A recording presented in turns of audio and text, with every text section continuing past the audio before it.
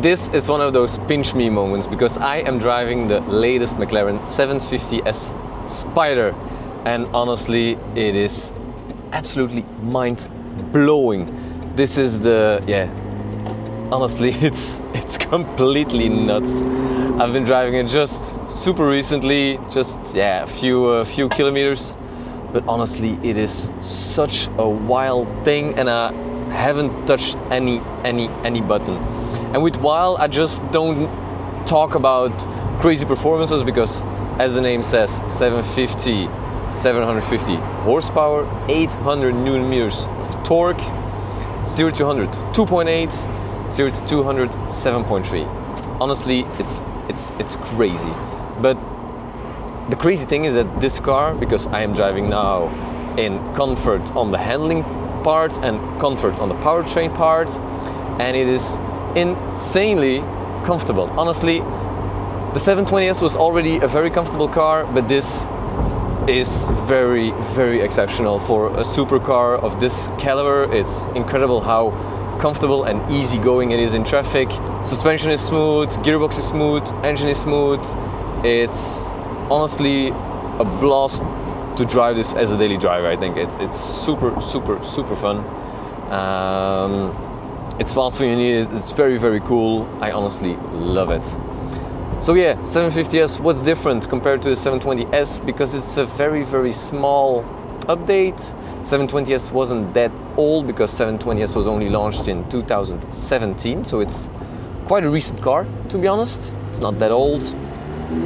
This one launched early 2024, sorry, not 14. Early 2024, and the changes on the outside are very small. We have more color bumpers, so the front bumper is a bit more colorful. Exhaust has been fine-tuned, so instead of the two single pipes, there's now one big exhaust in the center of the rear bumper. Then a few changes on color possibilities, wheel possibilities, so very, very limited on the exterior or interior part. It's not that big of a difference, but it's in the small changes. You know, I like small changes that you don't see the big facelift possibilities. But it's still a small amount of time between launch of the first car and a facelift, because compared to other brands such as Lamborghini or Ferrari, they tend to just stay a little longer in production. But doesn't matter at all, because who is not excited about a brand new McLaren? So and then about everything going on underneath. So it has 30 horsepower more, 30 newton meters more, and it's 30 kilos lighter. So that's pretty cool. For McLaren, let's keep it light. I think it's a good thing that they still focus on keeping their cars as light as possible. It's still the most fun thing in a car, I think. This thing weighing only 1,438 kilograms, which is super light. All right, let me get in. Let's go with the track. Let's go with the track. Powertrain. I like the handling in the comfort. I like the handling in comfort because when you're not on a track surface, I think the car is less bouncy, so I think the comfort handling does it on small B roads, and then the powertrain just switch it to track and just have a blast, So we now have the DNA buttons in the center just above the steering wheel, which is pretty cool. I did like the fact that they were down here, but this is just the way McLaren does it now, because it comes straight from the Artura, which is not a bad thing, because they're as you can see, they're really easily to get along with, which is pretty cool. And if you push here, then you have the manual button, so it's all within hand reach, which is very cool. On the other side, you got the ESC off button. It's really, really nice that you just don't have to get your hands off the steering wheel. That's fun. Exhaust weighs a little bit lighter than the other one, so it's now 2.2 kilos lighter compared to the 720S. It makes a lot of more noise because the 720S was not loud enough, to be honest. The one I drove before was with a straight pipe, so that did fix some issues, to be honest. because it did shoot flames like this, so that's not bad. But this, honestly, it sounds superb. Definitely with the roof down, it's, oh, I like it. I really like it, and it's not too much, you know, so it's good. New in the 720S, 750S, sorry, all those names.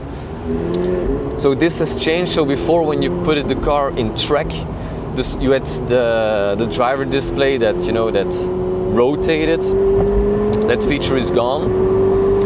Quite a shame, because I really did like that feature, but honestly, I think it's maybe better because it avoids maybe some rattling on the interior of it, so it's not a bad thing. But it was a really cool design feature, though. Really, oh, this thing, man! Wow! Oh, it pushes. And then when you brake hard, you can see the big spoiler flapping up like this. It's like you're throwing an anchor outside the car. It's instantly, bam, hard on the brakes. It looks bloody cool in the rear view mirror. It's so cool. It's so insanely fast.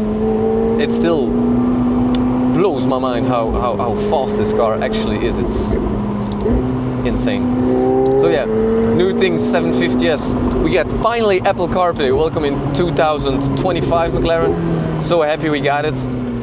But I don't think it's wireless. I didn't check it because I have an old iPhone, so I'm always charging. But it does work. It looks very cool. It looks good. The screen reacts much more better than in the previous one, so that's very nice. I like it. And so this spot got more place for other buttons. So we have an aero button here. So if you push it, spoiler always lifts up a bit, which is it's a pretty cool thing. It looks really good, so that's nice. And then a really cool feature, because I don't think the 720S used to have it.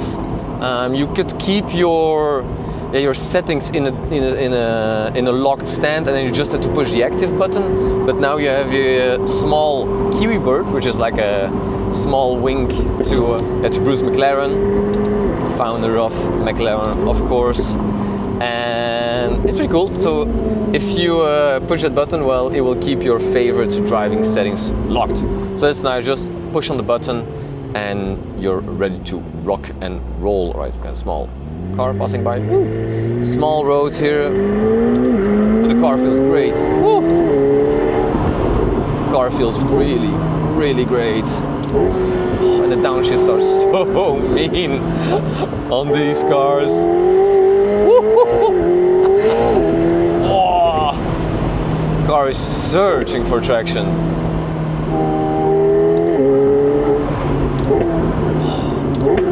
Yes, nice those downshifts. Oh, it's such a... Oh, once it picks up, it's scary fast.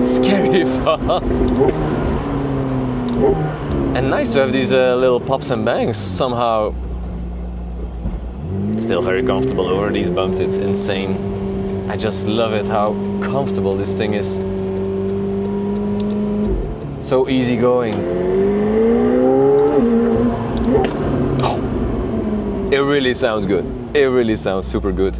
So the lift has improved too. It's very fast now, because it took quite some time to get it up. Very fast now.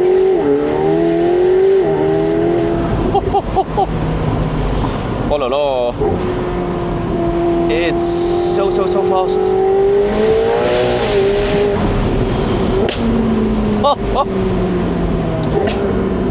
My lord, this is genius.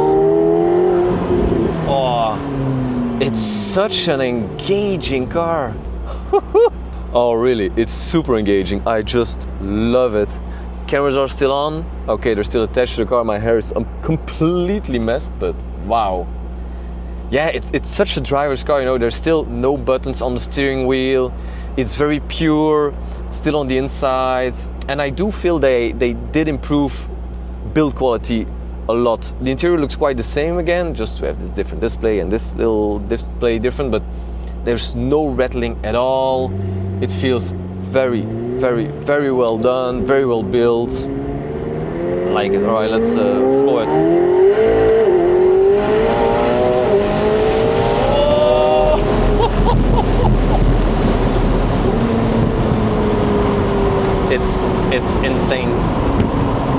It's insane how bloody fast it is. And it's still very comfortable here inside. You have a little bit of wind noise, but it's really quite okay, even at speeds of 120, 130 and above. Honestly, you're really okay. Still the 7-speed gearbox too. It's super smooth.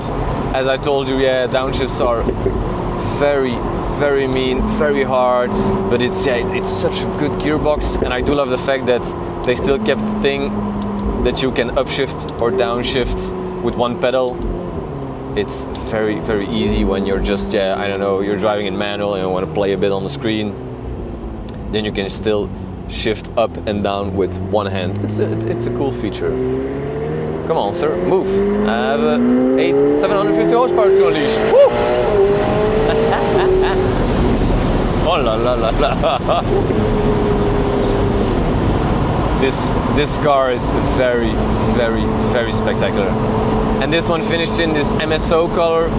It looks crazy. Tokyo Cyan it's called. I never saw it before, but when the people of McLaren Brussels called me and they told me that this was the exterior color, I was like, thank you, because with enough black, gray or silver, whatever cars in the world, and we do deserve more supercars in flashy colors like this. So on the inside it's quite stock, I'd say. I don't know if you can call a McLaren stock, but yeah, there's no carbon fiber anywhere, so it's really basic. But honestly, yeah, what else do you need besides this epic 4-liter V8 in the back? It's an engine we're so familiar with, but they keep getting that incredible amount of horsepower out of it. It's brilliant. It's such a brilliant product. Honest, I haven't driven the 296 yet, or the Temerario, of course. But it's such a cool car, and it screams supercar, you know. And if you spend that much amount of money, you do want a car that screams supercar, I think. I would go for it. I would go for a 750 all day, every day. So much fun. And then you quietly put it back in comfort, and you have this easygoing, comfortable supercar that somehow has 750 horsepower, and you can drive it to your office, to the supermarket. You're just driving like any other chill car guy on a daily commute. It's brilliant.